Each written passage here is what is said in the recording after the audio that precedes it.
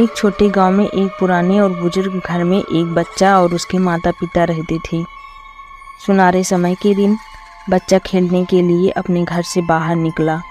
जैसे ही वह अपने प्रिय खेल में मस्ती कर रहा था, अचानक बादल छाए और हवा ठंडी हो गई। बच्चा, अरे बहुत ठंडी हो गई है, मुझे घर जाना चाहिए। बच्चा घर की ओर बढ़ता है, लेकिन अचानक एक अजीब सी आवाज़ सुनाई देती है। आवाज़, बच्चा यहाँ आओ, मेरे पास आओ। बच्चा डर कर पीछे हटता है, लेकिन फिर उसे लगता है कि वह अपनी दादी की आवाज़ सुन रहा है।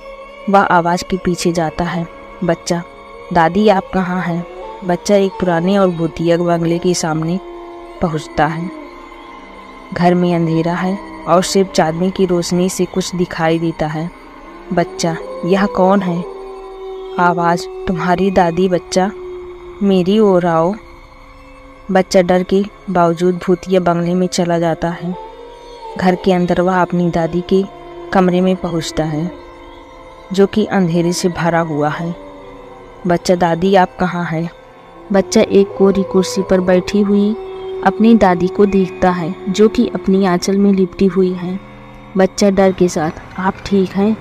अचानक वह दादी के चेहरे को उठाता है और उसे देखते ही डर के साथ पीछे हटता है। उसकी दादी का चेहरा रंगीन हो चुका है और उसकी आंखें सफ़ेद हो चुकी हैं। बच्चा, कौन हो तुम? अचानक उसकी दादी की आवाज़ बदलती है और वह भयानक रूप में प्रमाणित होती है। भूतनी, मैं तुम्हारी दादी नहीं हूँ, मैं तुम्हारी मास्टर हूँ। बच्चा भागता है, लेकिन घर में उसके चाहे जाते हैं और भूतनी उसे अपने जाल में फंसाने की कोशिश करती है। सुबह होते हुई बच्चा अपने घर की तरफ बौखलाता है, लेकिन भूतनी की आवाज़ सुनाई देती है। भूतनी, तुम्हें कहाँ भागने का इरादा है? तुम मेरे अब अन्य बच्चों की तरह हो। बच्चा डर के मारे अपने घर की तरफ दौड़ता है और भूतनी की छाया उसके पीछे लगी होती है। बच्चा आखिरकार अपने घर के अंदर पहुंचता है और उसके माता पिता उसका इंतज़ार कर रहे होते हैं। माता पिता, बेटा तुम ठीक हो? बच्चा डर के साथ, हाँ माँ पापा। लेकिन उस भूतनी। माता पिता बच्चे को गले लगाते हैं और साथ ही उसे संजीवनी मंत्र का जाप करते हैं। धीरे धीरे भूतनी की आवाज़ गायब होती है और सब ठीक हो जाता है। बच्चा अपने माता पिता के साथ खुशी खुशी अपने घर में वापस चला जाता है। संजीवनी मंत्र का जाप चलता रहता है जब तक कि सभी भयानक शक्तियों को दूर कर दिया जाता है।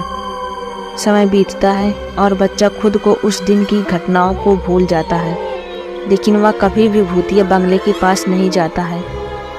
फिर से सुनहरे समय का एक और दिन आता है और उस बच्चे ने कभी नहीं भूला कि भूतिया बंगला में नहीं जाना चाहिए।